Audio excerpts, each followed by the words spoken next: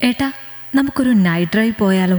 രാത്രി ആഹാരം കഴിച്ച് ബെഡ്റൂമിലേക്ക് ചെന്നിരിക്കവേ പിന്നാലെ എത്തി രമ്യ ചോദിച്ചത് കേട്ട് അതിശയത്തോടെ അവളുടെ മുഖത്തേക്ക് നോക്കി ആനന്ദ്. ഹ, ഇതാരാ ഈ ചോദിച്ചേ? രാത്രി പുറത്തിറങ്ങുന്നതേ ഇഷ്ടമല്ല എന്ന് പറഞ്ഞിട്ടുള്ള ആളാണോ നൈറ്റ് ഡ്രൈവ് പോകാമെന്ന് പറയുന്നേ? അതും ഈ മഴയുള്ളപ്പോ? അത് പിന്നെ ചാറ്റിൽ മഴയത്ത് പറ്റിച്ചേർന്ന് ബുള്ളറ്റിൽ അങ്ങനെ കറങ്ങാൻ ഒരു രസമല്ലേ? എന്തോ എനിക്കിന്ന് അങ്ങനെ തോന്നി. ഏട്ടൻ ഓക്കെ ആണോ? എന്നാൽ നമുക്ക് പോകാം, ജോളിയായി കറങ്ങി അടിച്ചു വരാം.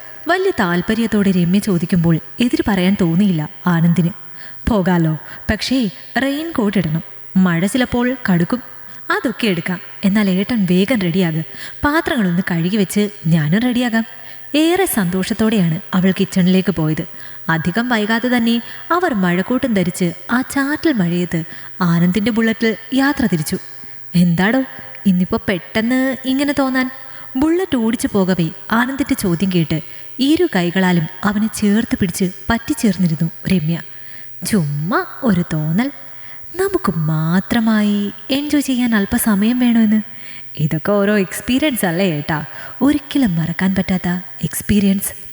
ആ മറുപടി കേട്ട് പതിയെ അവളുടെ വലത് കരം കവർന്നു ഒരു മുത്തം നൽകി ആനന്ദ്.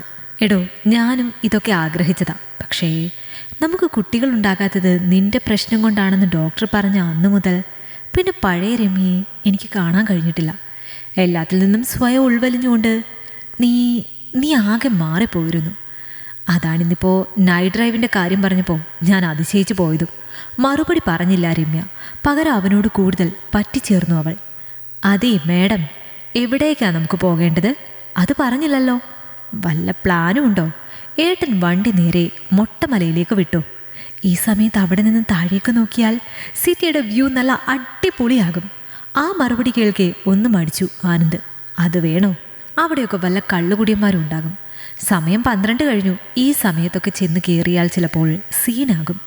ഈ മഴയത്ത് ഏത് കള്ളുകുടിയന്മാർ? എല്ലാവന്മാരും വീട്ടിൽ കയറി കാണും. ഏട്ടൻ അവിടേക്ക് വിട്ടു. രമ്യ പറഞ്ഞതിൽ കാര്യമുണ്ട് എന്ന് ആനന്ദിനും തോന്നി. അതോടെ അവൻ ബുള്ളറ്റ് നേരെ മൊട്ടമലയിലേക്ക് വിട്ടു. രമ്യ പറഞ്ഞത് ഏറെ ശരിയായിരുന്നു.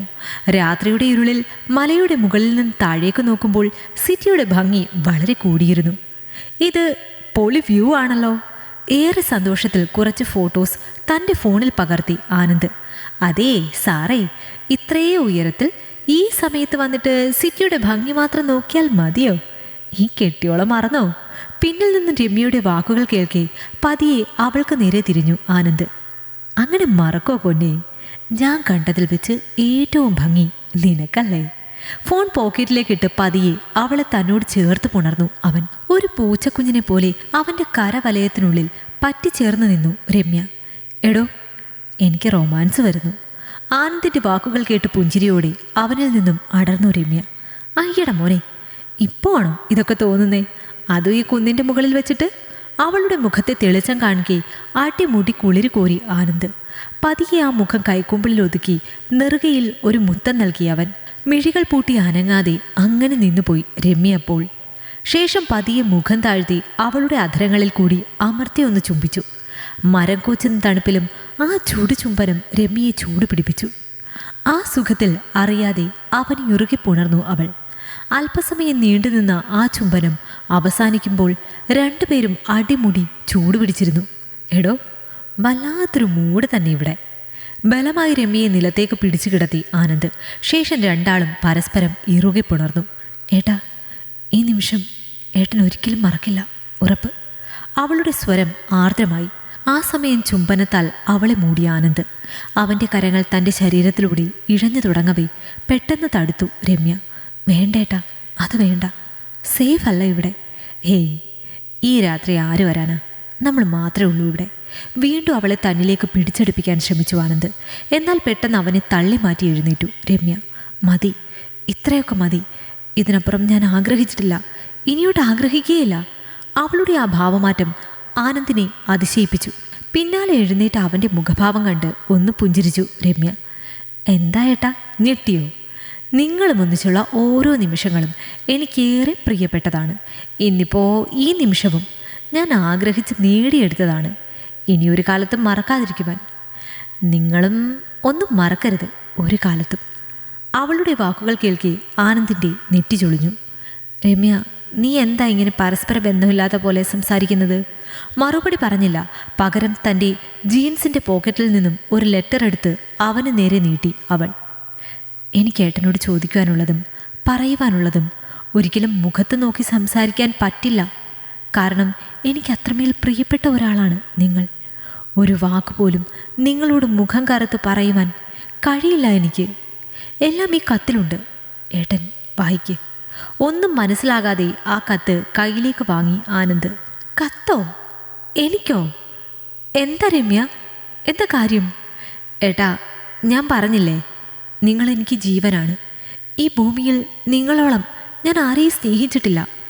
നിങ്ങളും ഒന്നിച്ചുള്ള നിമിഷങ്ങൾ, ഇപ്പോൾ ഈ നിമിഷങ്ങൾ പോലും എനിക്ക് സ്വർഗമാണ്. എന്നിട്ടും നിങ്ങളെന്നെ... വാക്കുകൾ മുറിയുമ്പോൾ രമ്യയുടെ ശബ്ദം ഇടറി. മിഴികൾ അറിയാതെ നിറഞ്ഞു തുളുമ്പി. എന്നാൽ നടുക്കത്തോടെ ഒക്കെയും കേട്ടുനിന്ന ആനന്ദ് പെട്ടെന്ന് മനസ്സിലാക്കി ഓരോ വാക്കുകൾ പറയുമ്പോഴും അവൾ പിന്നിലേക്ക് നടന്ന് മലയുടെ അറ്റത്തേക്കാണ് പോകുന്നത്. അതോടെ എന്തോ പന്തികേട് മണത്തു അവൻ. രമ്യ, നീ എന്തായി കാണിക്കുന്നത്? കൂടുതൽ പിന്നിലേക്ക് പോകല്ലേ, നീ താഴേക്ക് വീണു പോകും. കൈയെത്തിച്ച് പിടിക്കാൻ ശ്രമിച്ചെങ്കിലും തട്ടിമാറ്റി രമ്യ. അവളപ്പോൾ മലയുടെ ഏറ്റവും ഓരത്തെത്തിയിരുന്നു. ഇനിയൊരു സ്റ്റെപ്പ് കൂടി താൻ പിന്നിലേക്ക് വെച്ചാൽ താഴേക്ക് വീണു പോകുമെന്ന് മനസ്സിലാക്കി രമ്യ ഒന്ന് നിന്നു. എൻ്റെ അടുത്തേക്ക് വരരുത്. വന്നാൽ നിങ്ങളും താഴേക്ക് പോകും. ഞാൻ മരിക്കാൻ തീരുമാനിച്ചാണ് ഇവിടേക്ക് വന്നത്. ആ വാക്കുകൾ കേട്ട് നടുങ്ങി അങ്ങനെ നിന്നുപോയി ആനന്ദ്. രമ്യ, നിനക്ക് എന്താ ഭ്രാന്താണോ? എന്തൊക്കെയാണ് നീ കാട്ടുന്നേ? അവൻ വെപ്രാളത്തിൽ വിളിച്ചവളോട് അടുക്കാൻ ശ്രമിച്ചു. എന്നാൽ അത് പന്തിയല്ല എന്ന് മനസ്സിലാക്കി വീണ്ടും നിന്നു. ഏട്ടാ, ചതി എനിക്ക് സഹിക്കാൻ പറ്റില്ല. എനിക്ക് എൻ്റെ അനിയത്തി, നിങ്ങൾക്കും അനിയത്തിയല്ലേ? ഞാൻ പ്രസവിക്കാൻ കഴിവില്ലാത്ത ഒരു മച്ചിയാണെന്നറിഞ്ഞപ്പോഴാണോ നിങ്ങൾ അവളുമായി? ആ വാക്കുകൾ കേട്ട് നടുങ്ങി തരിച്ചുപോയി ആനന്ദ്. ആ തണുപ്പേറിയ കാലാവസ്ഥയിലും ഒരു നിമിഷം കൊണ്ട് അവൻ്റെ നെറ്റിയിൽ വിയർപ്പ് കനിഞ്ഞു. രമ്യയുടെ ഭാവമാറ്റത്തിൻ്റെ കാരണം അപ്പോഴാണവൻ വ്യക്തമായി മനസ്സിലാക്കിയത്. എന്നാൽ ആനന്ദിൻ്റെ മറുപടിക്ക് കാത്തില്ല രമ്യ. നിറമിഴികളോടെ തൻ്റെ അവസാനത്തെ സ്റ്റെപ്പ് അവൾ പിന്നിലേക്ക് വെച്ചു. ഞൊടിയിൽ അവൾ താഴേക്ക് പോകുമ്പോൾ സ്തബ്ധനായി നിന്നുപോയി ആനന്ദ്. രമ്യ! ഉച്ചത്തിൽ അലറി വിളിച്ചുകൊണ്ടവൻ മലയുടെ ഓരത്തേക്കെത്തി താഴേക്ക് നോക്കി. എന്നാൽ കൂരിരുട്ടിൽ ഒന്നും വ്യക്തമല്ലായിരുന്നു. ഒരു നിമിഷം എന്താണ് സംഭവിച്ചതെന്നോ എന്താണ് ചെയ്യേണ്ടതെന്നോ മനസ്സിലാകാതെ ഭ്രാന്ത് പിടിച്ച അവസ്ഥയിൽ നിന്നുപോയി ആനന്ദ്. അല്പം മുന്നേ വരെ തന്നെ പറ്റിച്ചേർന്ന് നിന്നിരുന്നവൾ ഒറ്റ നിമിഷം കൊണ്ട് ഇല്ലാതെയായിരിക്കുന്നു. അലറി വിളിച്ച് കരയാൻ തോന്നിയെങ്കിലും അമിതമായ ഭയം അവനെ കീഴടക്കി. വിറച്ചുകൊണ്ട് പിന്നിലേക്ക് മാറി നിലത്തേക്കിരുന്നു പോയി ആനന്ദ്. രമ്യ! സംഭവിച്ച കാര്യങ്ങൾ അപ്പോഴും അവന് അവിശ്വസനീയമായി. പെട്ടെന്നാണ് കയ്യിലിരുന്ന ലെറ്ററിലേക്ക് ആനന്ദിൻ്റെ ശ്രദ്ധ പോയത്. വിറയാർന്ന കരങ്ങളാൽ ആ പേപ്പർ നിവർത്തിയവൻ.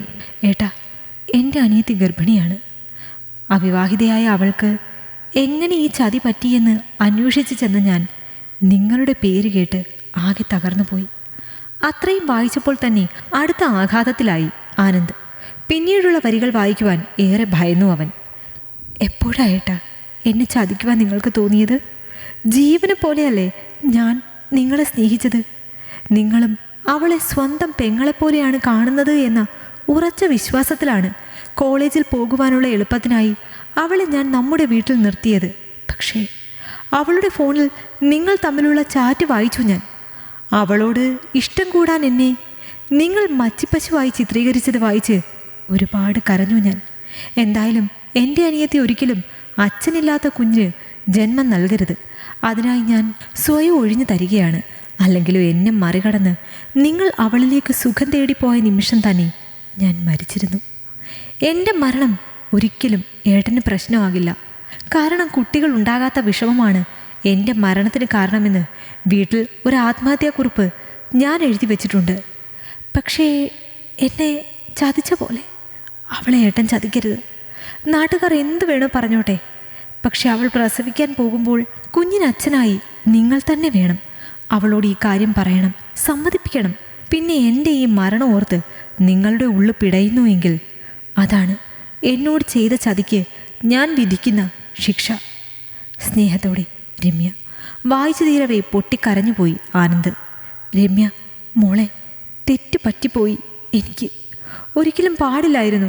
എപ്പോഴും ഒരു നിമിഷം മനസ്സ് കൈവിട്ടുപോയി. ഇത്രയും വലിയ ശിക്ഷ തരണമായിരുന്നു എനിക്ക്. നിന്റെ കാല് പിടിച്ച് മാപ്പ് പറയണമെന്നുണ്ടായിരുന്നു പലപ്പോഴും. പക്ഷേ പേടിച്ചിട്ടാണ് ഞാൻ. അലറിക്കരഞ്ഞുകൊണ്ട് നിലത്തേക്ക് വീണു ആനന്ദ്. ആ നിശബ്ദതയിൽ അവൻ്റെ ശബ്ദം ഒരു മുഴക്കമായി. പിന്നെ എല്ലാം വേഗത്തിൽ നടന്നു. രമ്യ പറഞ്ഞതുപോലെ അവളുടെ മരണ ആത്മഹത്യയായി തന്നെ പുറംലോകം അറിഞ്ഞു. നാട്ടുകാരുടെയും ബന്ധുക്കളുടെയും കുത്തുവാക്കുകൾ വകവയ്ക്കാതെ തന്നെ ലക്ഷ്മിയെ താലി ചാർത്തി കുഞ്ഞിൻ്റെ പിതൃത്വം ഏറ്റെടുത്തു ആനന്ദ്. പക്ഷെ രമ്യ അവർക്ക് രണ്ടാൾക്കും നൽകിയ ശിക്ഷ അതേറെ കഠിനമായിരുന്നു. വർഷങ്ങളേറെ കഴിഞ്ഞിട്ടും മൊട്ടമലയിലെ ആ രാത്രിയും രമ്യയുടെ വേദന നിറഞ്ഞ മുഖവും ആനന്ദിൻ്റെ ഉറക്കം കെടുത്തിക്കൊണ്ടിരുന്നു.